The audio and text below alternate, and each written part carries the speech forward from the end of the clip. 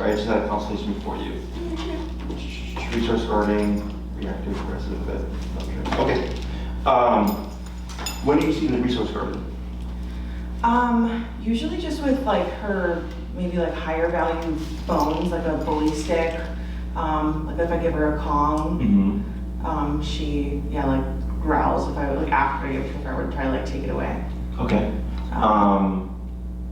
What have you tried to address that? I've tried to like trade, like kind of give her a treat and like still let her know that like even if I'm coming towards her, it's not to like take it away. I tried to like let her know, I don't know, but that if she were to drop it, like she gets the treat, but it doesn't seem to work. Okay. And then with the nail trimming, what is your vet like? Do they say like, yeah, no, that's not going to happen, or is it just a pain? So a little backstory, I adopted her in like August, so I haven't had her like a full year yet, but just, I mean, it's hard to know with the vets because they don't let you go in still. So they kind of just said, they're really nice about it. They're like, oh, she like wasn't too happy today or something, but I know what that means. Sure. And then like, even when I try to trim them, like we have one paw done, she just kind of like growls and she's never like bitten me actually, but I can just tell she's not happy. She's not happy with it. Yeah. Okay. Have you done anything yourself to address that? No. Okay. No. Okay. Anything else? So that's like the more behavior stuff, I guess, or whatever, but then also like she jumps a lot on like a greeting with someone. Okay. This would be the next thing. Sure. Like just manners. Yeah. Okay. Yeah. So then the nail trimming and the resource guarding out the bigger behavioral issues. Yeah. Minor behavioral issues, just jumping on people. Yeah. Anything else?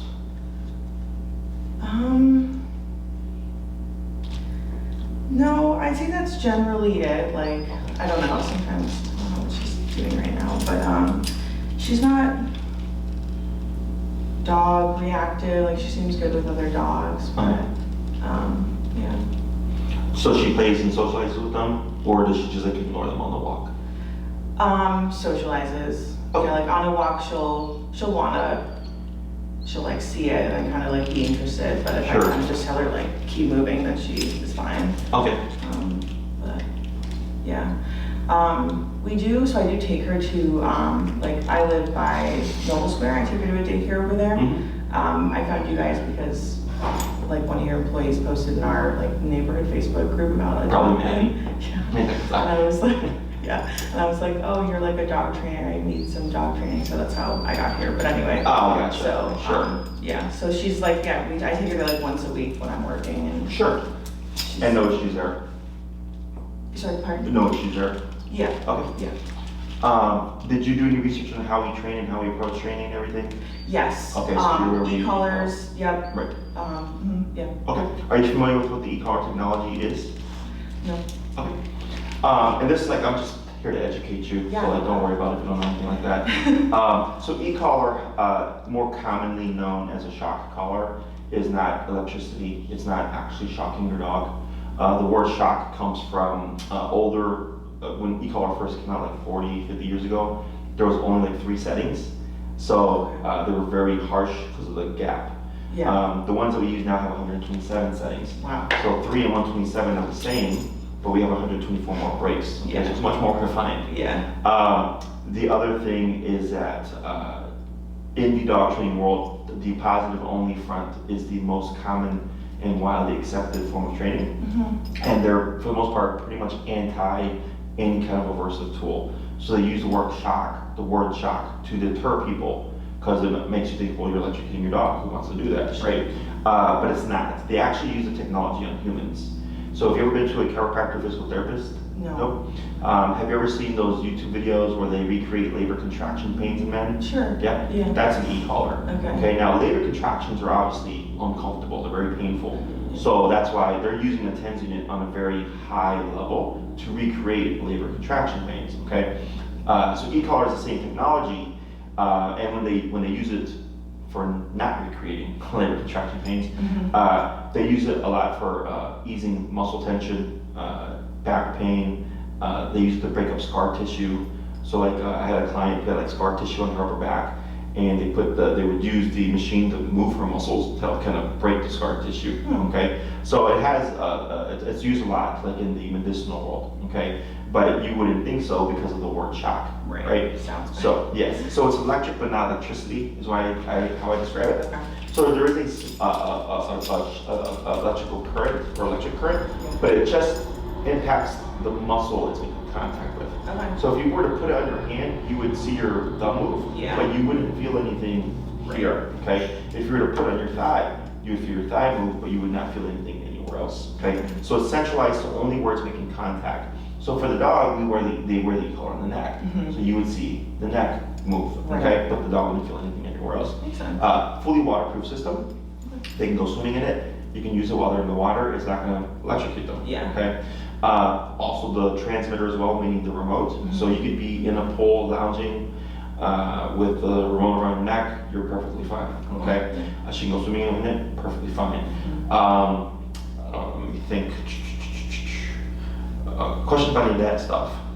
No, that makes sense. I never knew how they worked. Okay. 127 is a lot more than 3, so. Yes, yeah, it's a lot more. So the brands that we use, or the brand that we use, is the best brand in my opinion. Okay, there's 2 brands that are at the very top, and there's maybe like 20 others. Yeah. I only use one because the output is different. Okay. Output means how it comes across to the dog. So there's low output, medium output, high output. Okay, so like there's collars made specifically for dogs under 15 pounds. So the output is low. Okay, so if you put that low output collar on a dog with her, your number might be like 90. Yeah. But on the higher collar, it might be like 30. Okay, so that's the difference. Makes sense. I can use a high output collar meant for 70-pound dogs and over on my Chihuahua. He's 8 pounds. It's perfectly safe. It just means his number would be far lower. Okay, so it's super adaptable to the dog in the situation. We use what's called pressure work. Are you familiar with that? No. Have you ever pulled up and pushed down to make her sit? Yeah, probably. Yep. So that's technically pressure. You pulled up, you pushed down, and it created this sitting motion, right? Yeah. And as soon as she sat down, we would stop because she did what we wanted. Yeah. So it's pressure on, pressure off. Think of e-collar as another form of pressure. Okay, so if I pull up and push down and I tap on the collar at a level that motivates her to want to turn it off, I'm tapping, and the moment she puts her butt down, I stop everything. And she goes, oh, when I did this, everything went away. And then if she gets up, we would start tapping again. I would pull up, she would sit down, it would stop. And she goes, oh, it happened again. But when I put my butt down, it went away. Okay, and we keep repeating that. So eventually she learns, well, if I just keep my butt down, I can avoid the pressure. So pressure is everywhere. Growing up, there was peer pressure, right? Kids trying to coax us into doing things that we shouldn't, right? Do you drive? Have you been on the expressway? Have you ever had someone drive really close to your bumper? Yeah, that's pressure. They're putting spatial pressure on you. And you can either speed up, switch lanes, do nothing, or brake check, right? So there's 4 responses to that. Whether or not it's the response they want is different, but essentially they would drive really close to you to incentivize you to do something, okay? So that's also pressure. We just don't see it that way. If someone were to come into your personal space and maybe be threatening, we call that confrontational pressure, okay? So remote, same thing, just pressure. So pressure is actually, in my book, the most reliable form of training because no one likes to be in an uncomfortable situation, right? If you're in an uncomfortable situation, whether it be physically, emotionally, or mentally, whatever, your thought process is, how do I get this to stop, okay? Same thing for the dog. When we kick in with remote pressure, she's like, what do I gotta do to get this to stop? And then we're there to guide her, and she goes, oh, if I just do this when they say sit, I don't have to worry about pressure. And then the dog will sit more consistently, okay? How we apply this to resource guarding, okay, is when we see resource guarding, you want to think in the sense that your dog is primal. She does not understand that you bought the bully stick and 10 others from the pet store, and that for her eating pleasure, and that you may want to limit it because they're expensive or whatever, right? She doesn't know that. So when you come to take it from her, she's thinking you're trying to steal it essentially. She doesn't understand like, hey, please give me that back, right? So when it comes to remote work, people tend to think when we're going to work with resource guarding, we would make the dog be aggressive or whatever. and then punish them for the behavior. And that's actually not how we work about it, okay? What we do is we teach the dog how to reliably release the object. So if I say the word drop, it means spit out what's in your mouth and disengage from it. Disengagement is so that she doesn't come back to try to guard it again. Right. So if I tell her drop and she spits it out and she's staring at it and I come in to grab it, we're probably gonna see something, right? Because she's still engaged with the object. Right. But if I disengage her and I tell her drop, she spits it out and she walks away, and I come and grab it, there's nothing to guard, she's not engaged. Okay, so that's how that works. And we don't even have to get the dog mad. Right. I have 2 cases right now that are resource guarding cases. And everybody thought that we were gonna, just like really press the boundaries, make the dog be bad. Like, well, no, we don't need to. Like, you could be 20 feet away and say drop, and then get your dog to release the object, and not even spark any kind of tension. Okay. Now the problem with resource guarding is it takes time. So when we start to put pressure behind releasing objects, what you'll see is she'll most likely start to not be as enthusiastic about getting objects now. Because now it's not free reign anymore. Now it's like, hey, if I tell you to drop that, you're gonna have to give it back. So then what you might see is a dip in interest, okay? It's part of the process, but that's what makes it take time, is teaching her to drop, because ideally we want her to release the object with or without the e-collar, okay? Because if she has something toxic or something that she shouldn't have and she's off the collar by chance, you want her to just be able to spit it out and leave it, right? But that's why it makes it the most difficult, is it takes a lot of time and repetition, okay? So you're looking at a few months. It's easy to teach. So I teach you everything, maybe a class or 2, but then you have to take months to practice, exactly, until you get it to a point where it's like, cool, my dog is solid on it, okay? When it comes to the nail trimming, that's really personal preference if that's something you want to work on. That's what we would call touch sensitivity, which means when we start to like go for the paws, like I did one of my clients, it was her 7th class, I believe. We were actually working in here because her dog hates it when she grabs his paws. So we were doing touch sensitivity because he would get very defensive. Is when it comes to nail trimming, it's natural for a dog not to like it because they're not meant to have their nails trimmed. So things that the dog isn't meant to have happen, I don't really hold against them. It's like dogs that get defensive over being bathed, groomed, nail trimmed. I just saw Maddie's video about not using soap. Oh, sure. So the bathing, Yes. So all that stuff is unnatural to dogs, right? Yeah. So, but I understand we're humans and there's things that we need to do, right? So when we do those kinds of behaviors, it's a balance between correcting the behavior we don't want and rewarding the behavior we do want to help, counter condition the way the dog feels about the exercise, okay? Because if the dog hates it, like you can't make them like it. There has to be something positive attached to it to help kind of turn that around. Now that, again, also takes time. If that's something you wanted to cover, I would show you, and then it's like months to practice, okay? Because you coming back to do the same thing over and over again would not be worth your money, you know, because it's literally, we're just doing the same thing each time. So it's just repetition and practice. Now the other issue with that is because you're the one doing all the work with the nail trimming, it may not pass to your veterinarian or groomer. Okay, because you're the one doing all the work, right? So she might be like, sure mom, here, trim my nails, whatever, do what you gotta do, you're cool, you did the work. And then when you go to your veterinarian, she's gonna be like, wait a minute, I don't trust you to do this, right? So again, that's natural.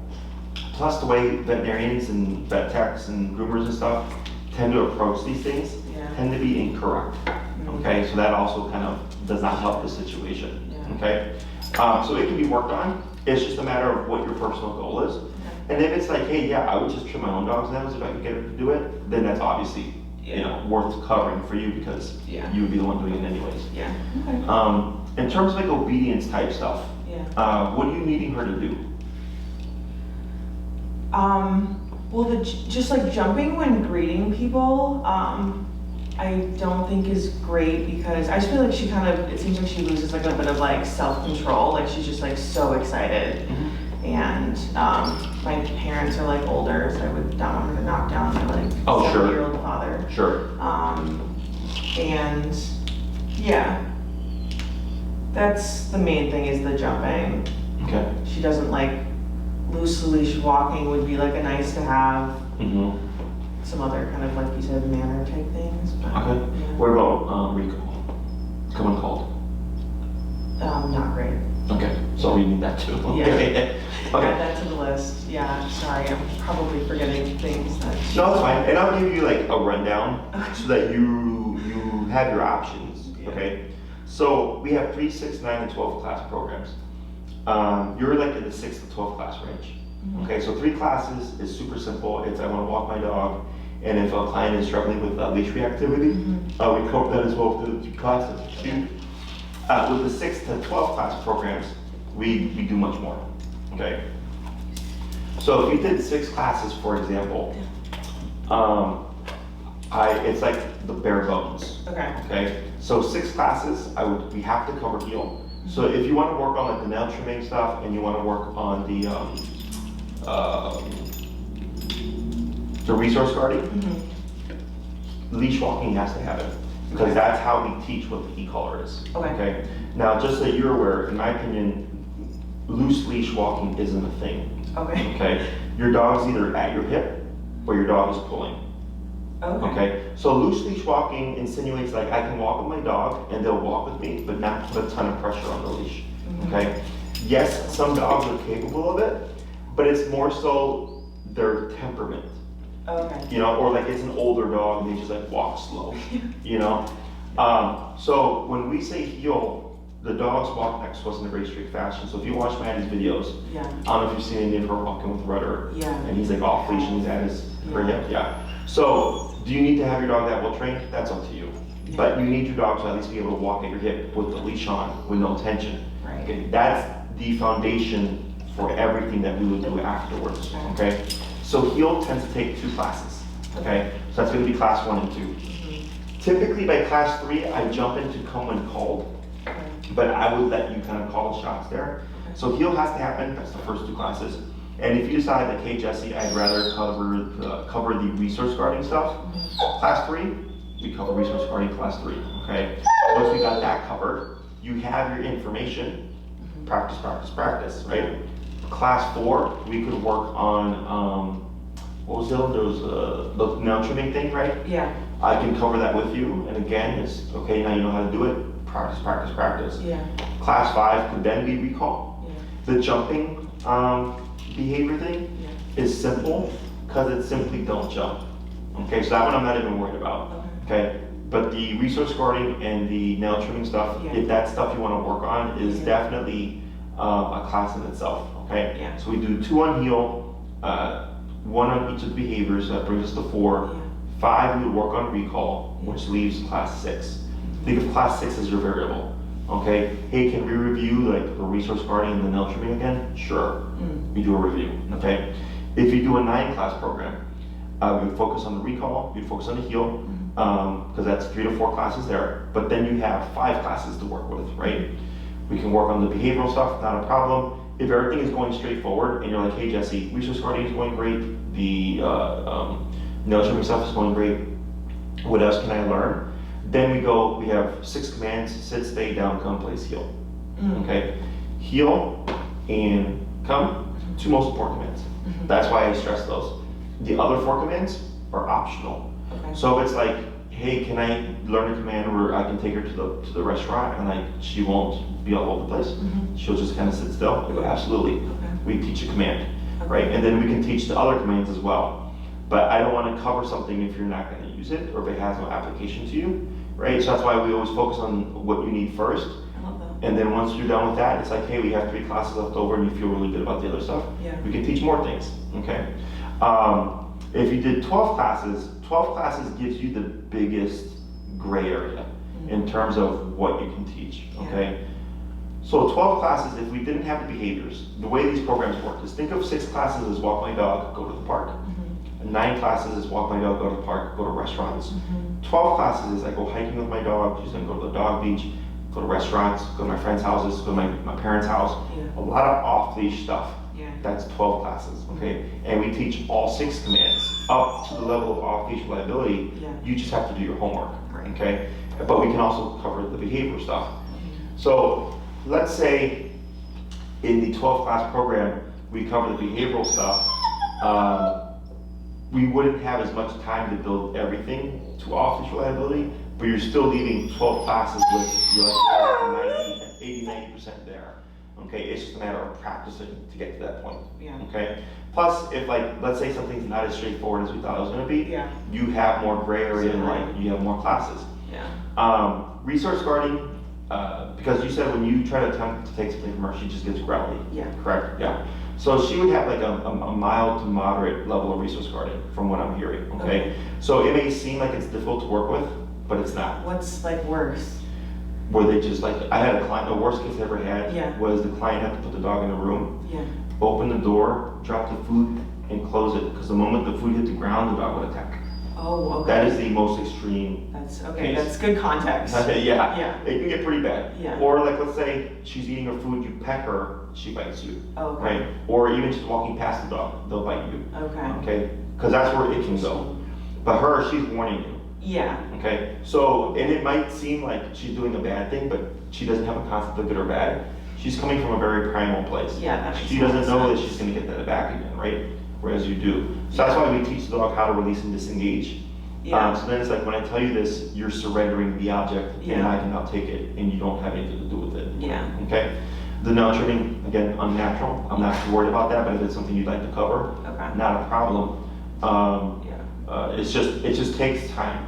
So if you're practicing these things once a week, you're looking at like months and months of training, yeah.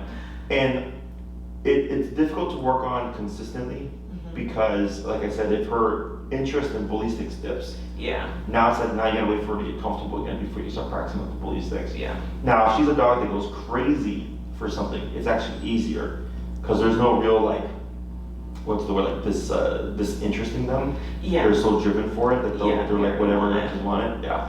I don't know how that's gonna work out. That's all stuff that we figure out as we go along. Okay. Okay? And are the classes that you were describing, is that like one-on-one? Is that a group? One-on-one. Oh, Yeah, so we don't do any group classes. okay. Everything's one-on-one, everything's tailored to what you're wanting.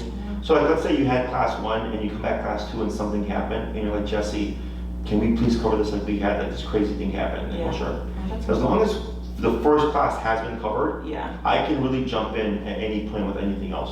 Okay. Okay, so e-collar is super versatile. Yeah. It gives you the biggest gray area. So like, I had a client that she had back issues and she had just gotten a dog, but he was still recovering from heartworm, Okay. so that he couldn't do a lot of activity Right. because of the heartworm medication and stuff. Yeah. So she actually started with prong collar because she was afraid that she was gonna overstimulate her dog. Okay. And no matter how much I tried to tell her, like, hey, trust me, you want to do e-collar? Yeah. She preferred prong. Okay. So then, fast forward 6 months or so, because I think I saw her like November, Yeah. and then she came back to my calendar just recently, and we did e-collar for the first time because her dog was clear. Yeah. She came back 3rd class, Yeah. and she's like, I wish I would have just done this right after that, because there's so much different. I'm like, yeah, but it's because our thought process of what the tool is. Yeah, it's Okay. helped like watching your guys' videos and stuff to educate myself on it. Yeah, so. which is why we record this stuff. Yeah. Because before, it's, I don't know how you put it. It makes me sound like I'm egotistical, but I'm really not. But I fix, there's not a trainer in Chicago that I've not had one of their dogs. Yeah. I fix so many other dogs from other trainers. Yeah. Because, and I've got dogs from other That's fine. trainers that use e-collar, Yeah. right? Because it's, just because someone uses a tool doesn't mean they know how to use it correctly, Right. right? So when it comes to this, like, I was here, but nobody like knew. And then because of COVID, we started filming things because now it's all verbal instruction. Yeah. That for people it was overwhelming, but then they could always go back to the video and reference it, Yeah. right? So that was like why we started doing that. Yeah. But then it started to show people like, oh, hey, like I could just watch this whole hour-long video and I can see it work from beginning to end, Yeah. right? And I can see this guy working with this crazy aggressive, like I had a lady yesterday who did a consult, Yeah. aggression case, and I mentioned 2 other cases I'm working on right now. She's like, yeah, I watched them. She's like, that's why I'm here. Because it showed her like, oh wow, like, you're doing this stuff and I'm seeing the progress and I'm seeing them week by week. Yeah. I go, yeah, so that's why it's there. Yeah. Because when I was learning to be a trainer, I did what everybody does now. You went on Google, Yeah. you on YouTube, right? Yeah. How do I fix this? Yeah, totally. And you watch all these videos, and there's like very little information out there. You see before, you see after stuff, but you never see like what's the work in the middle. Yeah. And I'm super transparent. Like I got nothing to hide. Here's how it works, right? Yeah. So, yeah, hers I would call mild to moderate, just because there's still the window of like, let's say you just full on went for it. Where will she go to? Right. Right, because you've been kind of approaching it with the food and like I'm assuming like working around it. Yeah. Right? Yeah. So we don't know where she would escalate to. Sure. Does that make sense? Yeah. But from what you're describing, I would say mild to moderate. Okay. Yeah. So it should be pretty straightforward. It's just going to take time to get to a point where you feel like, okay, I got control over my dog now. Yeah, Okay? that makes sense. Other questions so far? None. I think you've answered most of them. Okay.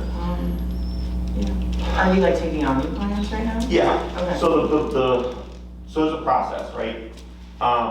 Right now, I believe it depends on your availability as well. Yeah. My evenings and weekends are the busiest times Yeah. because most people work 9 to 5. Yeah. So I'm opposite the most. Yeah. If you have daytime availability, it's easier to get you in sooner. Yeah. If you're needing a weekend and or evening time, then you're looking at a bit of a wait. Yeah. Okay. I think Maria said that we're booking into July now. Yeah. So then, she would get all that situated with you. Yeah. So I'm booking people. It's just, are they okay with waiting? Yeah. That's why we put on the website like, hey, like Jesse's booked into July right now. Yeah. So that this way people don't sign up and they get pissed off because they can't get on the calendar right away, Yeah. which has happened a couple of times. That's why we're upfront about things. We're like, otherwise it just creates more issues.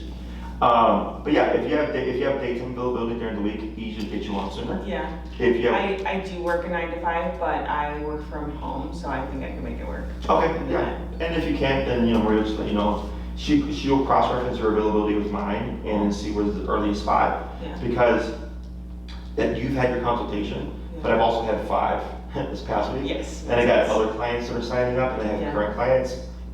No And I'm worries. about like 30 to 40 clients right now. Yeah. So it's a lot. No, totally. When it comes to the remote call, the most common question I get is when does it go away? In my book, when you need it, it doesn't.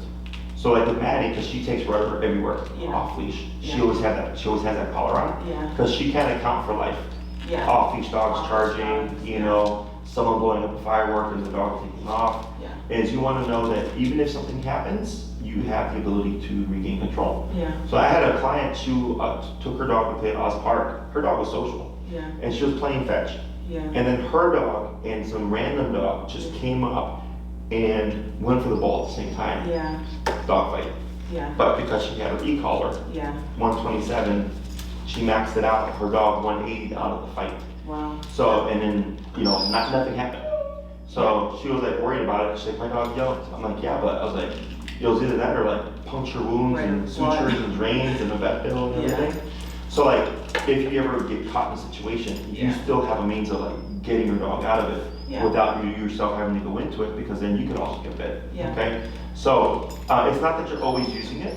If you've done your homework, it's just present in case something happens. Yeah. Okay. When it comes to the nail trimming and the resource guarding, that's of course time, repetition. Ideally getting to a point where you're not going to need it. So even if she grabs something like a piece of chocolate off the ground outside and say drop it, she spits it out. Yeah. Like that's what we'd like to get to. Otherwise, if it's like, okay, I know my dog's a resource guarder, I'm going to put the collar on her and I'm going to give her this bone just in case I need to take it from her. I'm already set up to win. Yeah. Or like, let's say for the nail trims, you put it on and she's just not a problem. Yeah. Because she knows the collar is on. She knows, yeah. Yeah. And people always think like, well, shouldn't the dog learn to be a good dog? And I go, but that's not a thing that dogs do. Not like humans. Like for me, like I could say something and hurt someone's feelings and like feel regret about it. Yeah. And go like, you know what, I'm not gonna do that again. That's a shitty thing to do. And then like quote unquote become a better person. Yeah. Right? Dogs don't. Yeah. She goes by, oh, you want me to drop this? Can you make me drop it? Yeah. Okay. So like for us, we have cops that reinforce the laws. Yeah. So on the expressway, most people speed, Yeah. right? But if they see a squad car, what's gonna happen? Those brakes. You don't want a ticket. Yeah. So the threat of consequence is what keeps people in line. Yeah. But even as humans, and we know better, right? Yeah. We know going past 70 is against the law. Yeah. We still push the boundaries. Right. So same thing for dogs. Yeah. Okay. So it's nothing good or bad. It has nothing to do with my skills as a trainer or anything like that, or the methodology. Yeah. It's just if your dog can get away with it, why do they have to do it? Right. Okay. That's fair. I oh, did think of two more questions. Yeah. The prom collar you mentioned, the Springer, whatever it is. You mentioned like e-collar first. So is that something that just like wouldn't be a part of like her world right now? Like I don't have one, but I For was the just prom curious. collar? Yeah, prom Yeah. collar. Like is that So something I don't. So my primary tool of choice is e-collar. is it not? Okay. Prom collar is there like, so I had a young lady, she was like 90 to 100 pounds with a 150 pound Great Dane. And he was dog How does reactive. that work? Yes, and he was dog reactive. And she lived in Bucktown. And he would drag her across the street. Yeah. So the prom collar gave her leverage physically, Okay. so she had the capacity to control him. Yeah. But the e-collar ultimately is what allowed her to stop the dog reactivity. Got Because it. she didn't have the physical strength, the prom collar, to be able to stop him. Yeah. E-collar comes in. Cool. We just had a gentleman who did a boarding training with us, and he's like 78 years old. I trained his daughter's dog. Mm-hmm. He has a 100-pound German Shepherd, Yeah. who is also dog reactive, and he's not very well balanced. So e-collar and Yeah. prom collar, because Yeah. he needs as much leverage as possible, Yeah. right? In most cases, it's really just remote collar. Yeah. Okay. If we do prom, it's because we need something to like help give the owner more leverage. Got it. But the reason why I don't do prong as much anymore is because prong takes a bit more technical skill, but it also makes you more reliant on the leash because you're so used to using it to control your dog. Yeah. Whereas with the e-collar, I want to condition you to be responsive and rely on a press of a button. Yeah. Because if your dog is off leash, the last thing you want to try to do is grab your dog, Yeah. which is most people's first instinct. Grab the leash or grab the dog. Yeah. I jump to the remote Yeah. because the remote is on or off leash control. Yeah. So the more we keep the leash on and incorporate it, the more you become dependent on it. Yeah. So that's why I try to wean it away as soon as possible. Well, I'm over 100 pounds and under 30 years old, so I Okay. don't need either of those stories you told. Yeah. So, Yeah, you should that be makes fine with the sense. remote. Cool. Correct. And then other question I thought of is I know that you guys do daycare as well. Yes. So if I were to like buy some classes or whatever, like if she was a good fit, how does that like have any sort of like connection to the training? Like are you like, I don't know, aware of what she's like, her kind of boundaries? In terms of like the daycare setting? Or Yeah. how does it apply to like as a Like, is there, maybe my question is there any sort of like training that happens during the daycare? Or is it Oh, just sure. like loose dogs? Right, so our daycare is not loose dogs. Okay. Our daycare is structured. Okay. So dogs have a number of things they can do throughout the day. One of them is play. Second one is duration work, which is lay down and they'll move for a couple hours. So there'll be dogs training, there'll be dogs playing, there'll be dogs on the treadmill, and she has to contain herself and just be calm. Okay. Third would be treadmill. Okay. The other one is decompression time, meaning rest time in the kennel, Okay. so that she's not like all day just turned on. Yeah. And then they reinforce the training as the day, as they go about the day with your dog, right? Yeah. So like we would incorporate the heel. We would use like the stay command if it's been taught. We would utilize the place command, which is the stationary work. Yeah. So training that would pop up organically, Yeah. we apply, Got but it. we don't go out our way to train the dog, Makes unless that's what we're paid for. Right. Right, so if we have a Yeah. board and train, hey, train my dog as my dog also enjoys Totally. daycare, we get it, right? Okay. So if she came here, we reinforce her training, Yeah. okay? Now, if you keep her going to the daycare you're going to currently, Yeah. will it impact her training? No, Okay. because it's all about association. So if your daycare is not as structured, Yeah. she's gonna just get away with stuff. Yeah. But then when she's with you, she's gonna go, okay, I'm with mom now, right? So it's kind of like with kids. Yeah. Growing up, when I was with grandma, Yeah. pushed the boundaries a bit. Yeah. When I was with mom, I listened. Yeah. Same kind of concept. Yeah. So some of my clients, they just like the consistency of, right? I drop my dog off, you reinforce everything. If we saw a resource guarding, we would correct it, like all Yeah. that stuff, right? Sure. But in regards to what other people do with your dog, Yeah. it would not impact your training. Okay, cool. Okay. That's good to know. Yeah. Okay. Other questions? I think that might actually be it. So we covered what the e-collar is, covered about the when does it go away thing.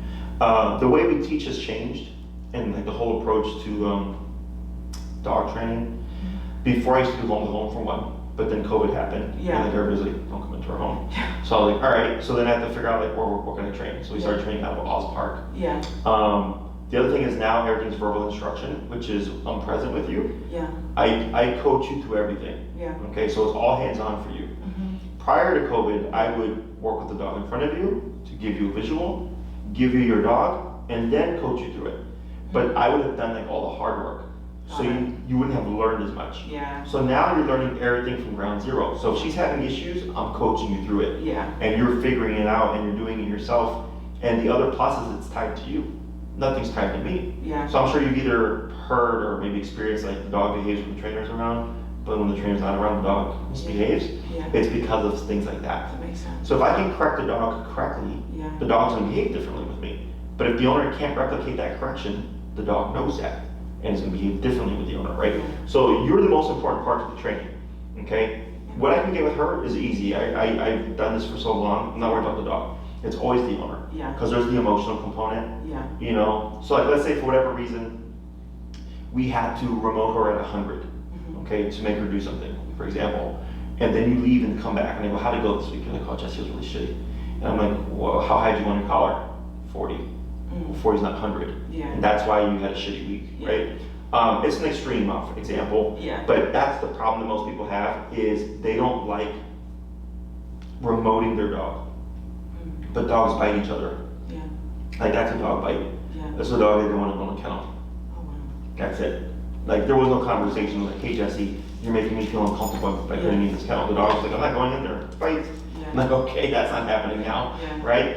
So the e-collar is essentially a bite on a button. That's what I like to term it. We're talking her language. I mean, you get on and off each control right off the bat. It's very easy to learn.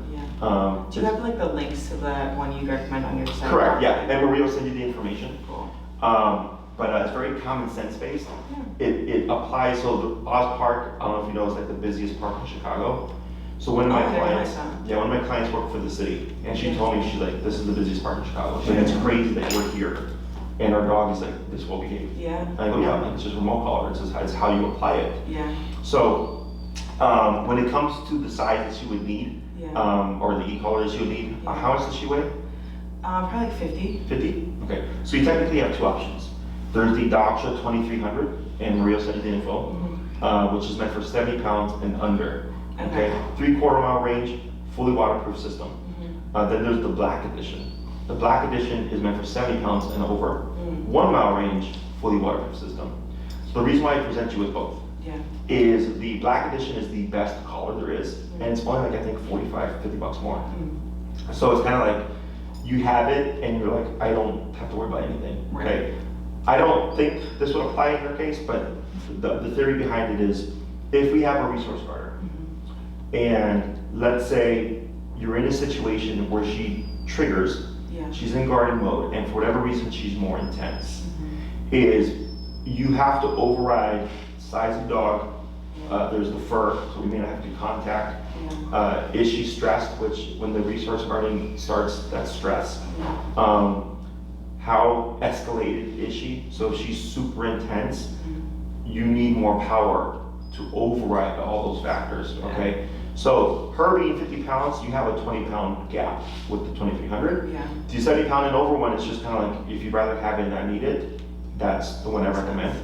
But you technically are fine with either or, okay? If she had issues like dog reactivity or like things like that, I would tell you do Black Edition for sure. But hers is pretty straightforward and not uncommon. The Black Edition, I could put it on my Chihuahua. He's 8 pounds, it'd be perfectly fine. Even though it's higher power, it just means you get more from less. How many dogs do you have, by the way? 2. Yeah, I have my Pit and my Chihuahua. Oh, nice. Yeah, I got large and small. Big and small, that's so cute. Other questions? I think that's all. Oh, no, so I wanted to, so did you just open this facility during COVID then? So, funny story. I opened September of 2019. Okay, so pre-COVID.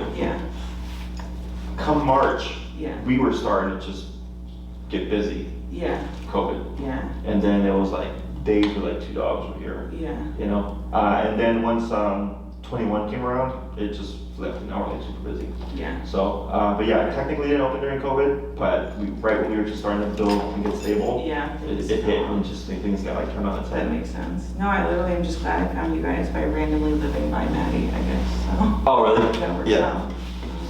But, cool. Other questions? No, I think this is sounding like a good fit based on what you said, so, And if you want to get a feel for like the resource carding stuff, I mean, if you go to our YouTube channel, yeah.